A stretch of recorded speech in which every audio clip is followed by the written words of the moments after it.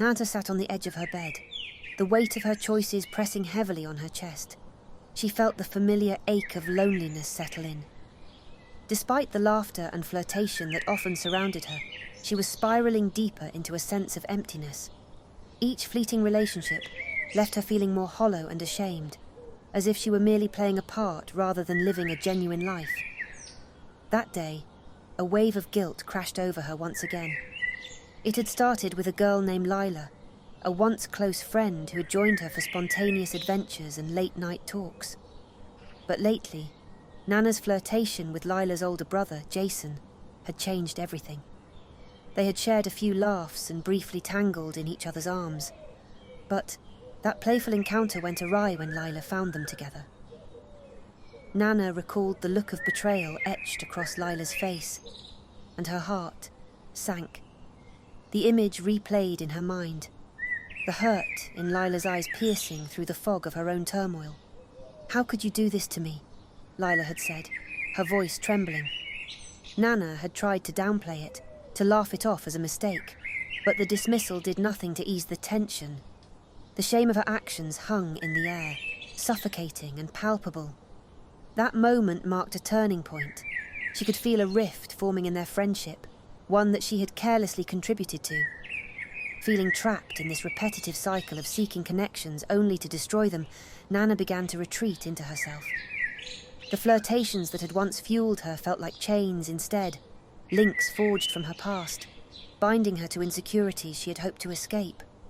Every encounter that began with excitement ended in tears, leaving her questioning her worth. After yet another night spent with a stranger, a boy whose name she could barely remember, she sat alone, staring at the dim ceiling of her cottage. Guilt washed over her, mingling with regret. "Why do I keep doing this?" she whispered to herself, tears streaming down her cheeks. "Will I ever be free?" Nana contemplated her pattern, the attraction that pulled her to new faces, the thrill of flirtation and the inevitable crash that followed. She was stuck in a loop, using charm and allure to mask her pain. Yet each brief interaction left her feeling more isolated. The very nature of her connections felt unsteady, built on shaky ground that crumbled at the first sign of pressure. One evening, as the sun dipped below the horizon, casting long shadows across her room, Nana sat on the edge of her bed, staring blankly at the wall. The faint sounds of laughter from outside, once comforting, now felt like a mockery of her pain. She could hear the distant chatter of villagers, and their judgments seemed to permeate the air like a thick fog. "She's just a tease." One voice permeated through the laughter. "She'll never find love acting like that." Each comment cut deeper, further unraveling her already frayed self-esteem. The realization hit her hard. She was right back where she started, trapped in a cycle of shame and insecurity. She wanted to be loved, to be seen for the person she was becoming. But instead, she felt like she was only being defined by her past mistakes. That night, Nana's emotions boiled over. She lay in bed, thoughts spiraling and heart racing, replaying moments of flirtation that left her feeling empty. Images of her childhood flashed through her mind, her stepfather's anger, her mother's helplessness, the dark nights spent hiding in shadows. The pain of her past collided with her present, suffocating her in a wave of despair. Feeling overwhelmed, she got out of bed and paced her room, feeling an urgent need to escape. The suffocating environment was all too familiar, and instinctively, her mind recalled the one time she had successfully run away.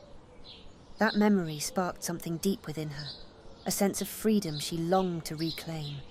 "Maybe if I just leave," she thought, "I can find a place where I can be free, a place where I can heal." The thought solidified into a plan. Running away had worked once before. Perhaps it could work again. With newfound determination, Nana packed a small bag. She filled it with essentials, a few clothes, her cherished teddy bear, and a sketchbook filled with her dreams. As she stepped outside into the cool night air, the village lay quiet, shrouded in darkness. A bright moon illuminated her path, creating a stark contrast to the doubts clouding her mind. She felt a rush of adrenaline as she hurried down the familiar path that led away from the village. Memories flooded her as she walked, each step igniting fragments of her past. But the desire for change spurred her on. With every step, she left behind the judgments, the whispers, and the pain. The sound of crickets filled the air, accompanying her flight into the unknown. Nana had no destination in mind, but it didn't matter. Her heart was light with hope for the first time in a long while. She thanked the moon for guiding her as she ventured deeper into the woods, ready to embrace whatever lay ahead. As the first rays of dawn began to peek through the trees, she realized that this time, running away wasn't about escaping. It was about choosing to find herself again, to seek a place where she could heal, and reclaim the joy she had once lost. With each step, she felt the chains of her past loosening, replaced by the possibility of a brighter future. After hours of walking under the dappled sunlight, she stumbled upon a vibrant village, alive with the sounds of children playing and markets bustling. On the outskirts of this village, she spotted a small, charming cottage nestled among blooming flowers and lush greenery. It looked inviting, almost magical, with smoke curling from the chimney and the sweet aroma of baked goods wafting through the air. Drawn to its warmth, Nana approached cautiously, her heart pounding. Just as she reached the front door, it swung open with a soft creak, revealing an elderly woman with kind, sparkling eyes. She wore a patterned shawl and had a gentle smile that radiated comfort. "Ah, a weary traveller!" the woman exclaimed, her voice soothing and melodic. "Come inside, dear. You look like you could use a warm meal and a kind ear." Nana hesitated for a moment, but felt compelled by the woman's warmth. She nodded and stepped inside the cosy cottage. The interior was filled with the rich scent of herbs and pastries, and the walls were adorned with vibrant paintings.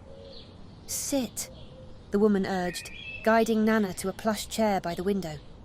"My name is Mama Zuri, and I've been waiting for someone like you." Nana's brow furrowed in confusion. "Waiting for me? Indeed. I can see the heaviness in your heart, my dear," Mama Zuri replied. "You carry burdens from your past, but you don't have to carry them alone." As Nana sat there, she felt tears prick at her eyes. For the first time, someone acknowledged her pain without judgment. "I ran away," she confessed, her voice trembling. "I've been lost for so long." Mama Zuri nodded knowingly. Sometimes the journey to discover ourselves begins by letting go of what weighs us down. What happened to you? It's not your fault. Let's confront it together. The old woman's compassion quickly enveloped Nana like a warm blanket. She felt safe in this sanctuary, and something deep within her stirred. "How do I begin to face it?" Nana asked, her heart aching as she spoke. "Through artistic expression," Mama Zuri suggested, her eyes sparkling.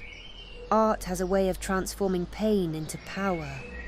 It allows us to process our feelings and reclaim our identity." The words resonated with Nana, offering a flicker of hope. "But what if my art doesn't bring peace?" she questioned, doubt creeping in. "Let it flow, my dear. Don't fear the outcome. Embrace the journey," Mama Zuri encouraged. "I will guide you." Over the next few days, Nana immersed herself in this newfound purpose. Mama Zuri provided her with paints and blank canvases, and they spent hours in the sunlight, creating art that captured Nana's deepest emotions, her fears, her heartbreak, and her dreams. With each brushstroke, she felt the heaviness lightening. She painted the shadows of her past with dark colours, but layered them over with vibrant hues of hope and renewal. The process was cathartic, allowing her to confront the trauma she had buried for so long. One afternoon, as she stood back to admire her work, tears streamed down her face. It was a reflection of her journey, a visual representation of her struggle and her resilience. For the first time, she felt empowered, as though she was reclaiming her identity piece by piece. Mama Zuri smiled gently, her wise eyes glistening with understanding. You are transforming your pain into power, Nana. Keep going. You are discovering who you truly are. In that tiny cottage surrounded by blossoms and the vibrant life of the nearby village, Nana began to heal. With Mama Zuri's guidance, she confronted the shadows that had haunted her, not by running away, but by embracing her past and expressing it through her art. For the first time in years, she felt a sense of control over her life, and hope blossomed in her heart. Determined to reclaim her life, Nana stood at the edge of the vibrant village, her heart pounding with both fear and resolve. After weeks of reflection and healing, she had made the decision to return. She was ready to confront her past, to share her story with the very people who had judged her so harshly. Anger flared within her at the thought of their whispers, their disdainful looks that had followed her like shadows. How dare they? Nana thought, the bitterness of their judgment fueling her resolve. How dare they define me by my mistakes? As she stepped deeper into the village, familiar faces turned towards her, expressions shifting from surprise to skepticism. The vibrant sounds of laughter and market chatter fell silent, replaced by the low murmur of gossip weaving through the air. "What's she doing back here?" someone muttered. Nana felt a mix of defiance and vulnerability swell within her. She had come too far to back down now. As she approached the central square, she noticed a crowd forming, eyes narrowing and whispers flowing like a current in a river. Taking a deep breath, she climbed onto the makeshift stage at the center of the square. The sun hung low, casting a golden light that enveloped her in its warmth. "Hello, everyone," her voice rang out, steady despite the tumult of emotions beneath the surface. "I know many of you have formed opinions about me and why I left, but I'm here today to share my truth." Hesitation flickered across the crowd, but Nana pressed on, her heart racing. "You judged me without knowing my story. You whispered behind my back, implying I was nothing but a flirt, a girl looking for attention. But let me show you who I really am." With fervour, she recounted the childhood trauma that had shaped her, her stepfather's abuse, and the fear that had lingered long after she left home. "What you see in me is not a reflection of my worth. It's a reflection of the pain I've endured," she declared, her voice gaining strength with each word. The anger that had bubbled inside of her emerged as she detailed her struggle to find love and validation in all the wrong places. "I thought flirting and seeking attention would fill the void," she confessed, "but all it brought me was loneliness and shame." Nana could feel the tension in the airshift as she continued, her passion igniting a spark among those listening. "I am not just a girl defined by her past mistakes," she insisted. "I am someone who has fought to rise above them, to reclaim my story." The villagers watched, some with expressions of disbelief, others with growing empathy. Nana unveiled her sketchbook, filled with her artwork, the vibrant colours and raw emotions depicting her journey from darkness to light. "This is who I am, now. A woman who is learning to embrace her pain and transform it into power," she said, holding the book high, inviting them to see her true self. The silence hung heavy in the square, infused with the weight of her truth. Slowly, villagers began to step forward, voices breaking the barrier of judgment. An older woman approached, tears streaming down her cheeks. "Thank you for sharing this," she said, her voice quivering. "I felt alone in my pain too." One by one, others joined in, bravely recounting their struggles and the burdens they carried.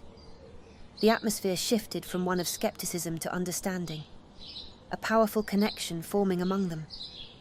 As evening settled, the stars began to twinkle above. In that moment, she knew she had ignited something powerful, a collective healing that began with honesty and understanding. She faced the villagers, steady and unyielding.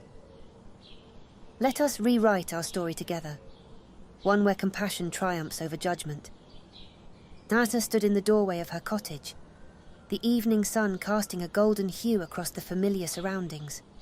the weight of the past few weeks felt both heavy and freeing. After confronting her village and sharing her truth, she had experienced a transformative surge of support and love.